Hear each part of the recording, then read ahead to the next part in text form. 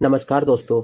अगर आप भी 2024 में अपने पीएफ का पैसा ट्रांसफ़र करना चाहते हो, यानी कि 2 या 3 कंपनियों के पैसे को एक ही कंपनी में ट्रांसफ़र करना चाहते हो या जोड़ना चाहते हो, तो आपने बिल्कुल सही वीडियो पर क्लिक किया है।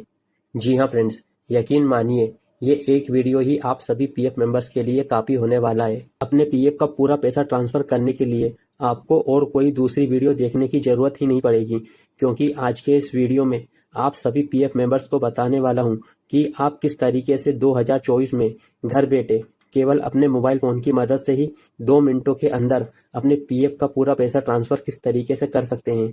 अब एक बहुत ही ज़रूरी जानकारी देना चाहता हूं कि जो भी लोग पीएफ ट्रांसफ़र करने का डायरेक्ट प्रोसेस जानना चाहते हैं कि पीएफ ट्रांसफ़र कैसे करते हैं, तो उन सभी लोगों से मेरा विनम्र निवेदन है कि प्लीज़ आप इस वीडियो को पूरा ज़रूर देखें, क्योंकि वीडियो के दौरान हम कुछ इम्पोर्टेंट पॉइंट्स को भी कवर करेंगे, जिसको जानना आप सभी पीएफ मेंबर्स के लिए बहुत ही ज़रूरी है, जो कि सभी पीएफ मेंबर्स को पीएफ का पैसा ट्रांसफ़र करने से पहले पता ज़रूर होना चाहिए। बाकी आपकी मर्जी, वीडियो को आगे बढ़ा के डायरेक्ट पीएफ ट्रांसफ़र का प्रोसेस देख सकते हैं। तो अभी बिल्कुल ध्यान से सुनिए, मैं आपको वो चीज़ बताने वाला हूँ जो कि फ्रेंड्स मेरे से हमेशा पीएफ मेंबर्स पूछते हैं कि सर क्या हम बिना पीएफ का पैसा ट्रांसफ़र किए अपने पीएफ का पूरा पैसा नहीं निकाल सकते? क्या हमें पीएफ का पैसा ट्रांसफ़र करना ही पड़ेगा? अगर हमने एक से ज़्यादा कंपनी में काम किया है, तो अब हमें क्या करना चाहिए कि हमारी सभी कंपनियों का पैसा एक साथ निकल जाए? तो मैं आप सभी लोगों को बता दूं कि अगर आपने एक से ज़्यादा कंपनी में काम किया है, तो आपको मजबूरन अपने पीएफ का पैसा ट्रांसफ़र करना ही पड़ेगा।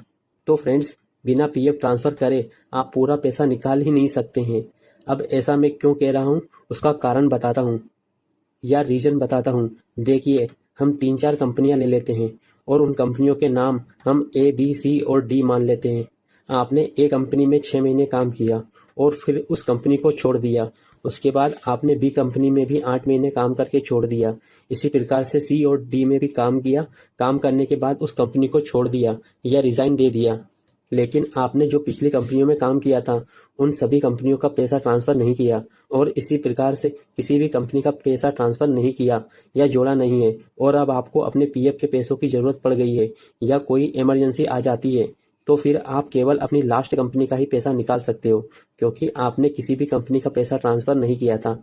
फिर आप कहोगे कि हमें तो सिर्फ लेटेस्ट कंपनी का, यानी कि आपने जिस कंपनी में लास्ट बार काम किया है, केवल उसी कंपनी का बैलेंस आपको शो हो रहा है। पिछली 2-3 कंपनियों का पैसा निकालने का ऑप्शन आ ही नहीं रहा है, तो ऐसे में आप दुविधा में फंस जाएंगे।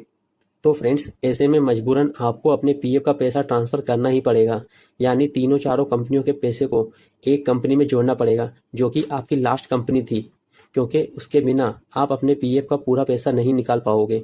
तो टेंशन मत लो, पीएफ ट्रांसफ़र करने का 2024 का एकदम लेटेस्ट प्रोसेस हम इस वीडियो में जानने वाले हैं। तो फ्रेंड्स, वीडियो में आगे बढ़ने से पहले अगर आप हमारे चैनल पर पहली बार आए हैं, तो प्लीज़ हमारे चैनल को अभी सब्सक्राइब कर दीजिएगा, जिससे आपको आगे भी ऐसे ही इंफॉर्मेशनल वीडियोस मिलते रहेंगे और आपके भाई का मोटिवेशन भी बढ़ता रहेगा। तो चलिए फ्रेंड्स, बिना टाइम वेस्ट करते हुए बढ़ते हैं अपने टॉपिक की ओर। तो फ्रेंड्स, सबसे पहले आपको अपने मोबाइल के गूगल या गूगल क्रोम में जाना है और वहाँ पर आपको सर्च करना है EPFO। तो आपके सामने ये स्क्रीन आ जाएगी। उसके बाद सिंपल आपको ये फर्स्ट वाले लिंक पर ही क्लिक करना है। जैसे ही आप क्लिक करते हैं तो आपके सामने ये स्क्रीन आ जाएगी। उसके बाद सिंपल आपको online claim member account transfer पर क्लिक करना है। जैसे ही आप क्लिक करते हैं तो आपके सामने ये स्क्रीन आ जाएगी। उसके बाद आपको इसको यहाँ से कट कर देना है और ये 3 डॉट पर क्लिक करके डेस्कटॉप साइट को इनेबल कर लेना है। जैसे ही आप क्लिक करते हैं तो आपके सामने ये स्क्रीन आ जाएगी। अब यहाँ पर इसको यहाँ से क्लोज़ कर देना है और सिंपल यहाँ पर आपको अपना यूएन नंबर, पासवर्ड और ये कैप्चर कोड डालकर साइन इन पर क्लिक करना है। जैसे ही आप साइन इन पर क्लिक करते हैं तो आपके सामने ये स्क्रीन आ जाएगी। उसके बाद आपके रजिस्टर्ड मोबाइल नंबर पर एक OTP आएगा। वो OTP आपको यहाँ पर एंटर करना है और ये कैप्चर कोड यहाँ पर एंटर करके सबमिट पर क्लिक करना है। जैसे ही आप सबमिट पर क्लिक करते हैं तो आपके सामने ये स्क्रीन आ जाएगी। अब देखिए, आप सभी पीएफ मेंबर्स को बिल्कुल ध्यान से सुनना है। बिल्कुल अपनी आँख कान खोल के सब कुछ सुनना है, क्योंकि अब जो पूरी मेन ज़रूरी जानकारी है वो यहाँ से शुरू हो जाती है। अब यहाँ पर आप लोग देख सकते हैं ओपन होते ही आपके सामने कुछ इस तरीके का इंटरफेस आ जाएगा, जहाँ पर आपको 5 ऑप्शन देखने को मिलेंगे। पहला होम, दूसरा व्यू, तीसरा मैनेज, चौथा अकाउंट तथा पांचवा ऑनलाइन सर्विसेज का। अब वीडियो स्टार्ट करने से पहले मैं आप लोगों को एक बहुत ही ज़रूरी जानकारी और दे देता हूँ। सबसे पहले व्यू पर क्लिक कर देना है। जैसे ही आप क्लिक करते हैं तो आपके सामने ये 4 ऑप्शन और खुलकर आ जाएंगे। उसके बाद सिंपल आपको सर्विस हिस्ट्री पर क्लिक कर देना है। जैसे ही आप क्लिक करते हैं तो आपके सामने ये स्क्रीन आ जाएगी। अब यहाँ पर आपको देखने को मिलेगा सर्विस डिटेल्स, यानी कि आपने किस किस कंपनी में काम किया है, उनकी मेंबर आईडी क्या है, आपने कब कब ज्वाइन किया है और आपने कब कब कंपनी को छोड़ा है या रिज़ाइन किया है। तो यहाँ पर आप बिल्कुल सीक्वेंस में देख सकते हैं।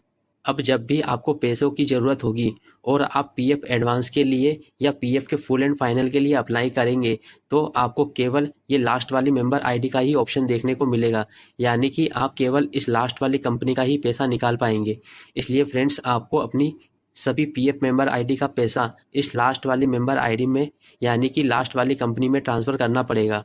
और हाँ, आपको एक बात का और ध्यान रखना है कि आपकी सभी पुरानी कंपनियों में आपकी डेट ऑफ एग्जिट मार्क होनी चाहिए, नहीं तो आप पीएफ ट्रांसफ़र नहीं कर पाएंगे। तो चलिए फ्रेंड्स, अब बढ़ते हैं इसकी फाइनल प्रोसेस की ओर। उसके लिए सिंपल हमें यहाँ पर ऑनलाइन सर्विसेज के ऑप्शन पर क्लिक कर देना है। जैसे ही क्लिक करते हैं तो हमारे सामने ये 4 ऑप्शन और आ जाएंगे। तो सिंपल हमें दूसरे option one member one EPF account transfer request पर क्लिक कर देना है।